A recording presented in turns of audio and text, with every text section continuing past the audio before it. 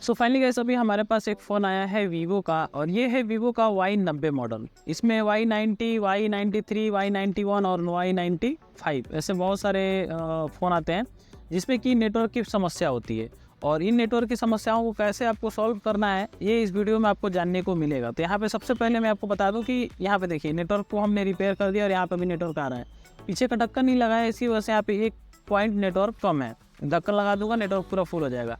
इसमें एक छोटा सा हमने जैम्पर कर दिया और नेटवर्क हमारा आ गया। वीवो का Y90 हमारा सेट है। Y93, Y91 का बोर्ड थोड़ा सा अलग है इससे, बट आपको जो ट्रेसिंग करने का जो प्रोसीजर है वो मैं ऐसे तरीके से बताऊंगा जिससे कि आप जितने भी फ़ोन हैं, चाहे वो कोई सा भी कंपनी का हो, आप लोग नेटवर्क बनाना बहुत ही आसान तरीके से सीख जाओगे। 100% तो नहीं सीख पाओगे, लेकिन अगर आपके पास 10 फ़ोन आ रहा है तो उसमें से 4 या 5 तो फ़ोन आप 100% रिपेयर कर पाओगे, क्योंकि सबकी जो प्रोसीजर होती है वो लगभग सेम होती है। तो आप लोगों को वीडियो को पूरा लास्ट तक ध्यान से देखना है। वीडियो अच्छा लगे तो एक लाइक करके और चैनल को सब्सक्राइब कर लेना। अगर वीडियो से आपको कुछ सीखने को मिले तो आप लोग को क्या करना है, वीडियो को लाइक, चैनल को सब्सक्राइब करना है। तो यहाँ पे मल्टीमीटर को यहाँ पे देख सकते हैं आप, मैंने 20 वोल्ट पे रखा है, और यहाँ पे 20 वोल्ट पे रखने के बाद से फ़ोन आपका चालू होना चाहिए। ध्यान रखिए, फ़ोन आपका चालू होना चाहिए और ऐसे बोर्ड में फिट करिए। पहले तो आप क्या करिए कि इसके बोर्ड को निकालिए बाहर। सबसे पहले आपके पास कोई भी फ़ोन रिपेयर के लिए आता है तो उसमें ये देखना है कि नेटवर्क का प्रॉब्लम आता क्यों है। ज़्यादातर फ़ोन ऐसे हैं, जैसे MI के कुछ ऐसे फ़ोन हैं जिसपे कि WTR किसी में ख़राब हो जाता है, किसी में क्या होता है ये 4GP है। यहाँ पे आप देखेंगे तो ये 4GP का साइज़ ऐसा होता है, किसी भी फ़ोन में 4GP ऐसा होता है। तो अगर ये IC में ख़राबी आ जाती है, ख़ास तौर पे रेडमी के फ़ोनों में, तो इसको हम हीट मार देते हैं तो नेटवर्क आ जाता है 4G का। या फिर इसको हम क्या करते हैं, ये ज़्यादातर जो प्रॉब्लम बता रहा हूँ ये रेडमी के फ़ोन में बता रहा हूँ। जैसे रेडमी 8A में अगर कोई प्रॉब्लम आ रही है, आप 8A में अगर आप WTR को चेंज कर दोगे या फिर हीट कर दोगे तो मोस्टली आपका नेटवर्क आ जाता है। 4G नेटवर्क और 2G नेटवर्क भी कई बार दिक्कत करता है। अगर WTR में प्रॉब्लम है तो 4G 2G दोनों नहीं आएगा, और अगर 4GPA में कोई दिक्कत है तो सिर्फ आपका 4G नेटवर्क नहीं आएगा।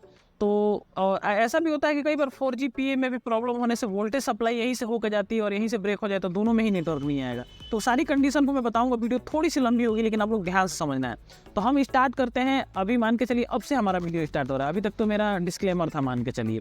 तो सबसे पहले हम स्टार्ट करते हैं, आपके पास फ़ोन कौन सा आया है। तो आपको क्या है कि सबसे ज़रूरी है कि आप काम करते करते आपको हैबिट बनेगा कि आपका फ़ोन आपके पास जो आ रहा है उसमें हर फ़ोन का अलग अलग कंडीशन होता है। और जब आप काम करने लगोगे धीरे धीरे आपको आइडिया लगते जाएगा कि किस फ़ोन में क्या प्रॉब्लम ज़्यादातर आती है।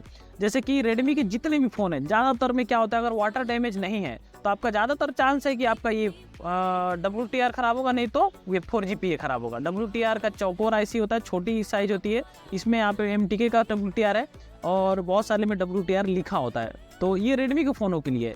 वीवो के फ़ोनों में ज़्यादातर चांस रहता है कि IC को हीट मारने से नेटवर्क नहीं आता है, सीधा या तो IC चेंज करना पड़ेगा या फिर कहीं से वोल्टेज ड्रॉप होगा। तो आपको सबसे पहले अगर कोई भी फ़ोन आपके पास आता है तो सबसे पहले ये देखना है कि आप में उसमें नेटवर्क का जो प्रॉब्लम है वो क्यों है। या तो वाटर डैमेज है, तो कस्टमर से अगर पूछने से नहीं बता रहा है तो आप लोग खोल के देखिए। ये जब सील्ड हटाएंगे, इस फ़ोन में तो पूरी तरह से वाटर डैमेज था, ये पूरा अंदर से फ़ोन पूरी तरह से वाटर से जंग लग चुका था। तो मैंने जब ये सील्ड हटाया तो यहाँ पे पूरी तरह से ख़राब था ये। तो आपको ये देखना है कि वाटर डैमेज अगर पूरी तरह से ख़राब है तो ऐसा नहीं है कि आपको पूरा ही ये कंपोनेंट ख़राब हो गया होगा, टेंशन लेने की ज़रूरत नहीं है। एक कंपोनेंट कहीं से भी शॉर्ट होता है, हालांकि कार्बन तो सब में पकड़ता है लेकिन कहीं एक ही जगह से शॉर्ट होता है, वो ऐसा नहीं कि सब जगह से शॉर्ट हो जाएगा। तो आपको एक जगह से, वो भी क्या शॉर्ट होता है, वोल्टेज शॉर्ट होता है। जब भी वाटर डैमेज होता है तो आपका कूल टेस्टिंग में वो नहीं पता चलता है, ज़्यादातर हॉट टेस्टिंग में ही पता चलता है, खासतौर पर नेटवर्क के मामले में। तो नेटवर्क सेक्शन की बात कर रहे हैं, हम अदर टॉपिक की बात नहीं कर रहे, तो हम सिर्फ नेटवर्क सेक्शन में ही बात करेंगे। अदर टॉपिक का थोड़ा टेस्टिंग अलग हो जाता है। तो अगर आपका नेटवर्क सेक्शन में कोई प्रॉब्लम है और वाटर डैमेज है तो ज़्यादातर चांस होगा कि कोई वोल्टेज कहीं से मतलब शॉर्ट हो गया है, कनेक्ट नहीं हो पा रहा है, जिसकी वजह से इसमें नेटवर्क नहीं आ रहा है। तो ये चीज़ होता है। और अगर मान के चलिए कि आपके फ़ोन वाटर डैमेज नहीं है फिर भी आपको वोल्टेज चेक जरूर करना है। तो यहाँ पे आपको अगर मैं ध्यान से दिखाने की कोशिश करूँ तो इस जगह पे एक वाइट कलर का एक लगा रहता है आपका रेजिस्टेंस बोल रहा, कैपेसिटर होता है वाइट कलर के, जैसे कि ये कैपेसिटर है। यहाँ पे आप ध्यान से देखिए, ये थोड़ा सा जंग लग गया वाटर की वजह से, नहीं तो ये वाइट कलर का होता है। तो ये कैपेसिटर है यहाँ पे पूरी तरह से। तो उसी तरह से यहाँ कैपेसिटर लगा रहता है Y90 में। और जहाँ भी आपके पास कोई फ़ोन है आया है, मतलब कोई सा भी कंपनी का है, तो जितने भी IC उसके पास मतलब वाइट कलर के जो कैपेसिटर होते हैं जो बड़े साइज़ के, उनको क्या है कि आपको 20 पे वोल्ट रख के और यहाँ से आपको वोल्टेज चेक करना है। जैसे कि यहाँ पे देखिए, मैं वोल्टेज चेक करके आपको दिखाता हूँ। अभी हमारा स्क्रीन ऑन नहीं है, मैं स्क्रीन को ऑन कर लूँ और यहाँ पे हमारे में नेटवर्क पकड़ा हुआ है, सब कुछ ओके है। और ये देखिए यहाँ पे आपका 3.77 वोल्ट दिखा रहा है, यानी कि यहाँ पे 3.7 वोल्ट का मतलब ये हो गया कि आपका जो फ़ोन है वो यहाँ पे, ये जब आप स्क्रीन चालू करोगे तो ही दिखाएगा। ये चीज़ ध्यान रखिए, किसी किसी में ऐसे भी दिखाता है, किसी किसी में स्क्रीन चालू करना पड़ता है। स्क्रीन चालू जब करेंगे तभी इसमें सारी चीज़ें एक्टिव होंगी। तो यहाँ पे जैसे हम चेक कर रहे हैं तो यहाँ पे नेटवर्क 3.7 वोल्ट दिखा रहा है, मतलब कि हमारा जो ये आईसी है बिल्कुल अभी सही है, यहाँ तक वोल्टेज आ रहा है। कई बार क्या होता है कि यहाँ वोल्टेज ड्रॉप हो जाता है, तो आपको क्या करना है, वी बैट से, आपको वी बैट से डायरेक्टली यहाँ पे आपको शॉर्ट करके, मतलब यहाँ से एक जंपर दे देना है वी बैट से, जहाँ पे 3.7 वोल्ट जहाँ भी आपको मिले वहाँ से आप यहाँ पे डायरेक्टली जंपर कर सकते हो। पहला चीज़ तो ये।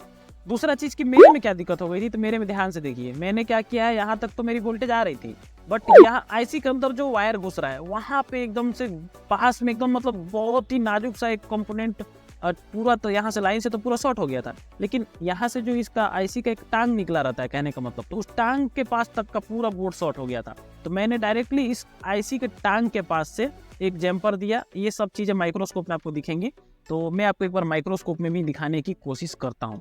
तो यहाँ पे मैं अपना माइक्रोस्कोप चालू कर लिया हूँ, थोड़ी सी आप टाइम दीजिए, मैं आपको माइक्रोस्कोप में क्लियरली दिखा देता हूँ कि मैंने कहाँ जंपर किया है। तो ये देखिए यहाँ पे इस आईसी के पास हमें एक टांग है, इसके पास हमने यहाँ पे जंपर किया हुआ है। ये ध्यान से देखिए मेरा जंपर किस तरह से आपको दिख रहा है, इसके ठीक टांग के पास। ये माइक्रोस्कोप से थोड़ा दिखाना मुश्किल है, मैंने कैमरा चालू नहीं किया, इसके लिए मैं आपसे माफ़ी चाहूँगा, क्योंकि कैमरा चालू करता तो सब कुछ आपको एकदम क्लियरली दिखा पाता मैं।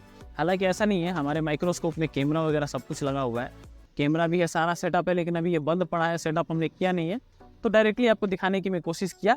तो यहाँ पे एक्चुअली हुआ क्या था कि इसके अंदर मैंने जब देखा तो यहाँ पे मेरा पूरा बोर्ड जो है ये यहाँ तक शॉर्ट था, यहाँ तक हमारा शॉर्ट था। तो मैंने क्या किया, डायरेक्टली इसकी थोड़ी सी टांग दिख रही थी इस आईसी की, तो वहाँ से डायरेक्टली यहाँ पे जंपर कर दिया। अगर यहाँ पे आईसी की टांग घिसने के बाद भी नहीं दिखती, हालांकि वो नहीं दिखने बराबर थी, लेकिन मैंने बहुत जुगाड़ करके वहाँ सोल्डिंग का जो पीपीडी आता है उसको भर के वहाँ पे थोड़ा सोल्डिंग डाला, फिर एक वायर को वहाँ दबा के तब जाके उस पर सोल्डिंग बैठाया, तब जाके वो अंदर से सोल्डिंग हो गया और नेटवर्क आ गया। अगर ये नहीं आता तो फिर इस आईसी को हम निकाल के और इसके टांग के पास खुरच के और डायरेक्टली एक जंपर देते, तब फिर वापस इस आईसी को हमें यहाँ पे बैठाना पड़ता है। तो पहली चीज़ तो ये हो गई कि हमारा ये प्रॉब्लम था नेटवर्क का, जो कि हमारा वोल्टेज से आया है। तो आपके पास अगर कोई भी फ़ोन आता है नेटवर्क से रिलेटेड, कहीं से भी आता है, कोई भी कंपनी का फ़ोन हो, तो सबसे पहले आपको क्या करना है, देखना है वाटर डैमेज है, और वाटर डैमेज अगर नहीं है तो फिर आपका ट्रेसिंग अलग हो जाएगा। और अगर वाटर डैमेज है आपका फ़ोन नेटवर्क के मामले में, तो सबसे पहले आपको वोल्टेज चेक करना है। और वोल्टेज किस पे चेक करना है, कैपेसिटर पे। जितने भी कैपेसिटर इसके अंदर है आपके फ़ोन में, जैसे मान लीजिए कि हमारा फ़ोन है और इस फ़ोन के अंदर यहाँ पे देखिए यहाँ पे कैपेसिटर था, ये देखिए यहाँ पे कैपेसिटर है, ये देखिए यहाँ पे कुछ कैपेसिटर है, यहाँ कैपेसिटर इस आईसी के पास या फिर इस आईसी के पास। तो सब पे वोल्टेज चेक करिए, आपको वोल्टेज देखने को मिलेगा। अगर आपको, सबसे बड़ी बात ये होती है कि जब आप नए हो, आपको वोल्टेज की जानकारी नहीं होती है, तो आपको ये नहीं पता होता है कि किस कैपेसिटर में वोल्टेज आएगा। वैसा नहीं कि सारे कैपेसिटर पर ही आपको वोल्टेज देखने को मिल जाएगा। तो जैसे कि मान लीजिए कि ये वाला है, ये फ़ोन में ज़्यादातर मोस्टली चांस रहता है कि यहाँ पे आपका वोल्टेज नहीं आता है। तो कई बार क्या होता है कि यहाँ से वोल्टेज यहाँ पे बाईपास नहीं हो पाता है, तो आपको क्या करना रहता है, यहाँ से एक जंपर उठा के आप डायरेक्टली इस कैपेसिटर पे दे सकते हो। ये छोटा वाला कैपेसिटर, ये देखिए ये छोटा सा कैपेसिटर दिख रहा है, इसके इस इधर साइड में ये फर्स्ट नंबर, इसके ऊपर वाला सेकंड नंबर पे आप जंपर दे दोगे तो भी आपका नेटवर्क आ जाएगा। तो हमारा आईसी का यहाँ पे टांग टूटा था, हमने यहाँ पे जंपर मार दिया, हमारा नेटवर्क आ गया है। बाकी हर फ़ोन का थोड़ा सा प्रोसेस अलग होता है, और ये सारी चीज़ें आपको कब आएंगी, जब आप प्रैक्टिस करोगे, इस चीज़ को देखोगे। और यूट्यूब पे ऐसा नहीं है कि हमारी वीडियो है, यूट्यूब पे बहुत सारे एक से एक रिपेयरिंग करने वाले लोग हैं, और बहुत सारे लोग अच्छे मतलब नॉलेज देते हैं। आप सभी की वीडियो देखिए और उन सभी वीडियो को देख के आप सीख सकते हैं नेटवर्क बनाना। हर फ़ोन की अपनी अलग ट्रेसिंग होती है, और आप जब धीरे धीरे अब ऐसा नहीं है कि आपके पास फ़ोन आया, नेटवर्क आपने देखा, साफ सफाई किया, अब जैसे इसमें कार्बन पकड़ा है, आप इसको रगड़ के अच्छे साफ करके और उसके बाद देखोगे तो कई फ़ोनों में ऐसा होता है कि नेटवर्क आ जाता है केवल साफ सफाई करने से। थोड़ा सा साफ सफाई करके, थोड़ा पेस्ट लगा के, थोड़ा हीट मार दो, सुखाने के बाद फिर से साफ सफाई करके, और कई बार ऐसे में अचानक से नेटवर्क ऑटोमेटिक आ जाता है। बहुत सारे फ़ोनों में ऐसा होता है, बट हर किसी में ऐसा नहीं होता है। तो ये सारी चीज़ें करके आप देख के उसको, जब देखिए आप नहीं हुआ तो तुरंत वापस कर दिए, ऐसा नहीं है। थोड़ा सा आपको टाइम देना है, क्योंकि जिन लोगों को कॉम्बो चिपकाने का आदत पड़ गया है, बस कॉम्बो चिपका है, मोटा पैसा कमाए, दे दिए, तो ऐसे में आप रिपेयरिंग कभी नहीं सीख पाओगे, और समय के साथ साथ धीरे धीरे आपकी दुकान है जो ठप होती जाएगी, क्योंकि आप कस्टमर वापस करोगे। तो आपको क्या करना है, कभी भी इस चीज़ों को भी टेस्टिंग करना है और ये सारी चीज़ों को बनाना है, क्योंकि कस्टमर अगर आपके पास से रिपेयर नहीं कराएगा और वो अदर शॉप पे जाके रिपेयरिंग करा लेगा, तो ऐसे में होगा कि उसके दिमाग में बात बैठ जाएगा कि इस शॉप पे कोई खास रिपेयरिंग नहीं होती है। तो वो कभी भी दूसरी बार जब आएगा तो कोई छोटी मोटी भी प्रॉब्लम लेके आएगा तो वही शॉप पे डायरेक्टली जाएगा कि हाँ चलो वहाँ पे हमारा रिपेयर हो गया तो वहीं जाएंगे। तो ये छोटी छोटी चीज़ें मैटर करती है आपके शॉप को अच्छा चलाने में। तो आप लोग उम्मीद करते हैं कि मेरे द्वारा दी गई जानकारी से संतुष्ट होंगे। अगर आपके पास कोई सवाल है तो कमेंट करके आप लोग पूछ सकते हैं। बाकी ये वीडियो कैसा लगा हमें जरूर बताइएगा। अच्छा लगे तो लाइक करके चैनल को सब्सक्राइब कर लीजिएगा। मिलते हैं किसी और वीडियो में। आप लोगों को कोई भी सवाल है तो कमेंट जरूर करिएगा। अगर इसमें आपको कुछ समझ में नहीं आया तो मैं अलग से जो भी आप कमेंट करेंगे उससे रिलेटेड मैं वीडियो बना दूंगा। और आप लोग भरोसा रखिए, कमेंट हर कमेंट को मैं रीड करता हूँ, तो आप लोग कमेंट जरूर करिएगा। तो मिलते हैं किसी और वीडियो में, तब तक के लिए जय हिंद दोस्तों।